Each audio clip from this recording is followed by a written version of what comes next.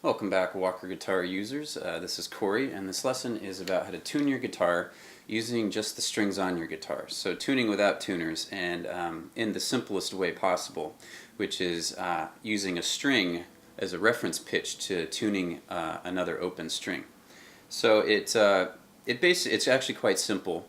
The guitar is tuned in, for the most part, the relationship of what's referred to in music as a fourth. So what that means is that your low E string here and the next string up, your A string, are a fourth apart from each other. Now that distance can be measured on the fretboard as 5 frets apart. So from this low E string to the pitch on the A string, you can actually find that pitch at the 5th fret of the E string. It's the same pitch.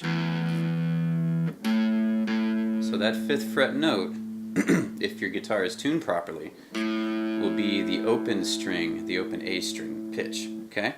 So, put 2 and 2 together, what we do to tune our guitar then, and by the way, this does only work if your E string is in tune.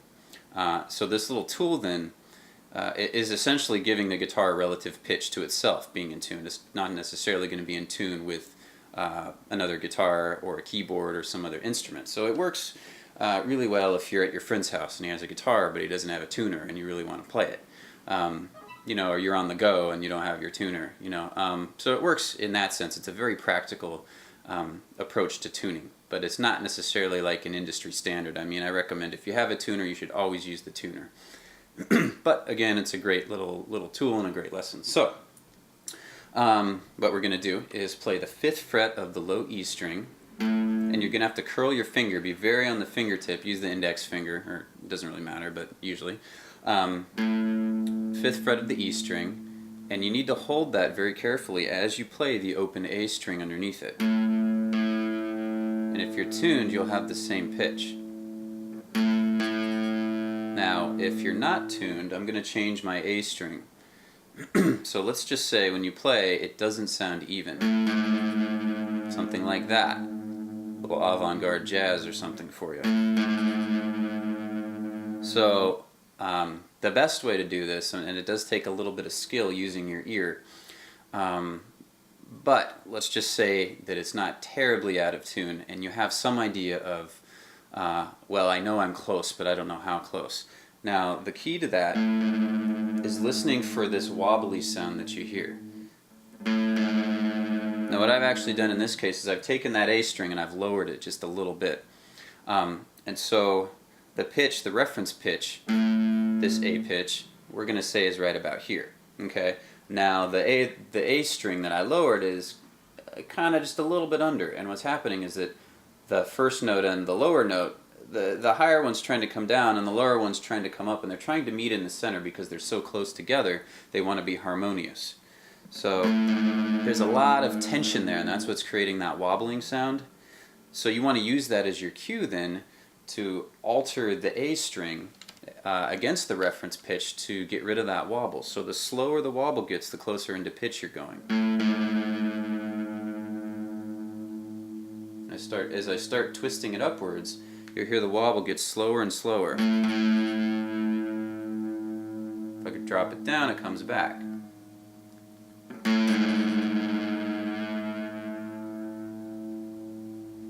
So it's almost like bouncing on a tightrope. You're trying to get rid of all the side to side. Now what happens is the closer you get, the slower the wobble gets, and it can trick you into thinking that it's in tune when it still has a little way to go. Is it even? Let's see if I can get it. Like, that's not perfectly in tune. It's kind of wow, wow. It's slow enough to where it makes you feel that it's in tune, and it's not too bad, but you want to get it to where as you listen long term, everything is just perfectly consonant. It's just totally flat. Now, if you go too far in the same direction you started, and it's coming back, don't freak out, because all that happened is now the reference pitch was here, and you're going higher and higher, and then you pass the reference pitch and you kept going, the wobble comes back. It doesn't care what string is where. The distance apart is what's creating that wobble. So as you go, if you go too high, it's going to come back as well. So all you got to do is start twisting the other way. Balance it in the center.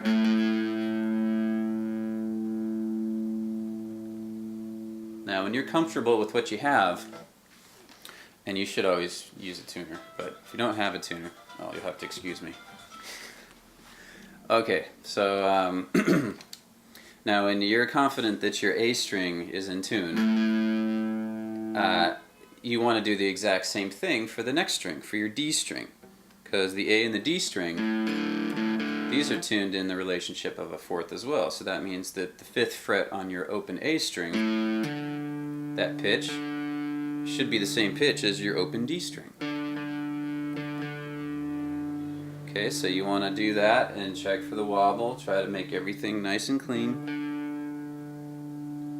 Okay, and remember, it gets harder as you move upwards, because now that string becomes the reference pitch for the following string, and then that string will become the reference pitch for the next string. And so if they're even a tiny little bit off, as you start working your way up, by the time you get through all 6 strings, that top string is going to be really out of tune compared to the bottom one. And since these are the same pitch, these are both E pitches, it's going to be really bad if it's like that when you're done. So you definitely want to be careful as you go through this. Alright, so we got 5th fret on the A string gives you open D string. Now the same is true for the D and the G. And I'm moving quickly because it's the same idea. Okay, so on the D string, 5th fret is a G note. Should be the same pitch as G. Now as we move on to the next one to tune our B string, these are actually tuned in the relationship of a major third. Now what that means is 4 frets on the neck. So if you try the 5th fret, you're going to notice immediately that the 5th fret on the G string does not equal the open B string. It's kind of a cool sound when you know what to do with it, but definitely not for tuning. But if you back up 1 fret at the 4th fret, you'll find your open B string.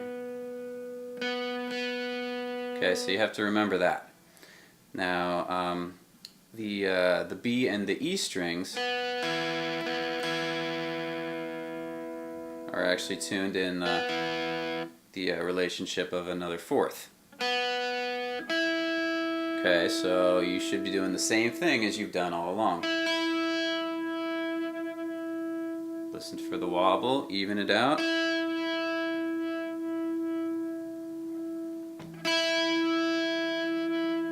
Okay, and that's how you do it. Now there's other ways to tune your guitar. I'm going to go through several, and they're all good in their own ways, and they all have definitely have their place. And by the way, something I should have mentioned in the beginning is, and I did this for video recording purposes, is it's difficult to hear the wobble I'm talking about, the distance, you know, the tension between the notes.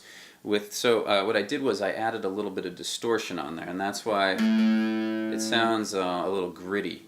Now a lot of you guys are going to be using your guitars you know, acoustically, and you're not going to have that option. It's going to be a little bit different. The guitar body itself will resonate, and you'll be able to feel the wobble, which is a big plus. You don't get that on electric so much. But I really wanted the microphone to pick up the sound and the tension between both of the pitches, the reference pitch and the open string. So that's why I added a little distortion. So you know, if it's caused any confusion, I apologize, but the microphone just wasn't picking up the wobble the way I wanted to, so that's why I did that. Anyway, I hope you enjoyed this lesson.